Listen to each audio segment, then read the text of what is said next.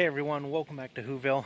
I realize it's been a while since we've posted some videos. This last winter we've kind of been keeping to ourselves, with it being as cold as it was.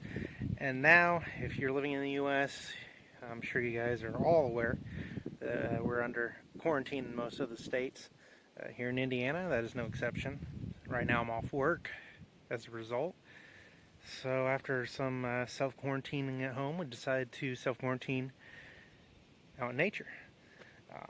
Today we're going to go ahead and show you guys 3 different spring plants that you can forage in the woods. Free food.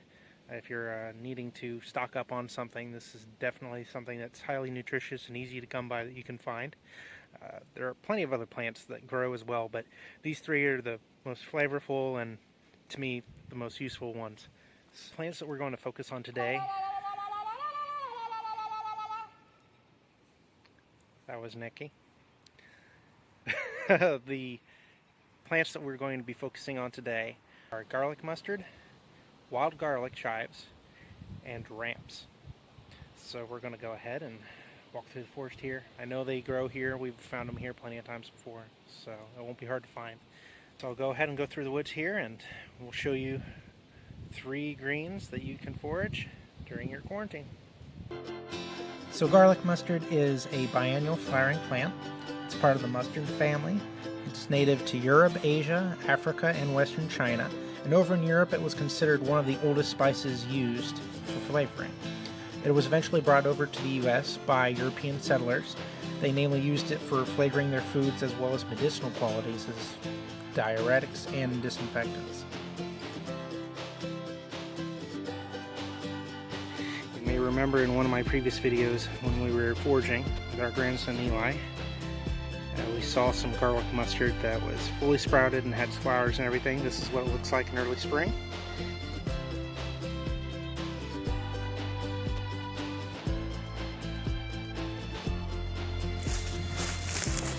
Garlic mustard right here, growing on this dead tree. How about that?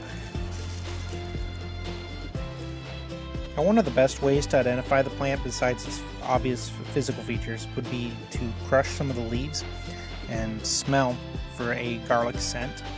It's very strong, very pungent, very obvious, so if you're crushing leaves and it doesn't smell like that, then you definitely do not have the right plant. Picking this plant, harvesting it, is best when young. The leaves are much less bitter in the first year compared to the second year. It's still edible in the second year, but first year is just better and doesn't have that bitterness. The flavor is a taste of both garlic and mustard. You can use it in salads, or you can use it in sauces, like a pesto, for example. The plant itself is actually classified as an invasive species. This is due to its rapid growth and expansion. So this plant is readily available, easy to find, and that is why it is the first plant on my top 3 spring greens list. The next plant on my list is wild garlic. This is one of the earliest spring greens that you can possibly find. It's easy to identify because it's usually going to be surrounded by a bunch of dead growth from the previous year. It's usually going to grow much taller than regular grass also.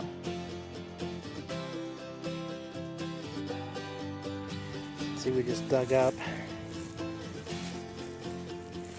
bunch of wild garlic right here. So through over here on this rock.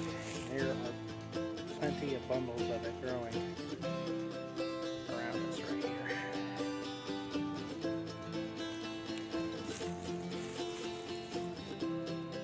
One of the things I like about wild garlic is that the plant itself, the entire plant, is edible, including the bulbs. Unfortunately, this plant has gotten a little bit of a bad rap though.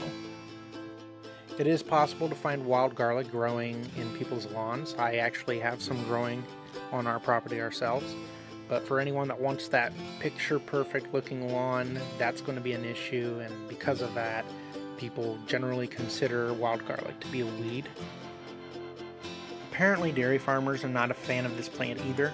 If a cow consumes it, it alters the flavor of the cow's milk, so that's just a couple reasons why this plant would be considered a weed. If you're not sure that this is wild garlic, all you got to do is pick off a piece of it and smell it, and you will definitely get that garlic smell and flavor if you feel like tasting it as well. Right here we have our first grouping of baby ranch. Much bigger, but they still taste very, very good when they go ahead and take a look. Ramps are also called wild leeks or spring onions. The flavor of ramps depends on which variety of ramps you've picked. This variety we have here is the white stem. There's another variety that has a red stem. The white stem has a very mild onion flavor, while the red stem, in my opinion, has a sweeter, mild onion flavor. So that's pretty much the only difference between the two varieties of ramps. There are a number of different ways you can prepare ramps. You can cook them, you can make them into a type of soup. If you guys are interested, drop a comment and we will look into some recipes for you guys. Personally, I love when Nikki takes the ramps and makes ramp butter out of it. It is absolutely delicious and probably my favorite thing to do with ramps. There's a little bit of fun historical trivia that I figured I'd tell you guys about the city of Chicago. Its name came from this plant. In the 17th century, 3 European explorers had come across this river that had a large abundance of ramps, and they decided to take the Native American name for that plant and use it for the name of the river and called it the Chicago River, which later led to the city of Chicago getting its name. Alright guys, that's all of it. Got us a good bundle of garlic mustard ramps and of course wild garlic. So it's a good day.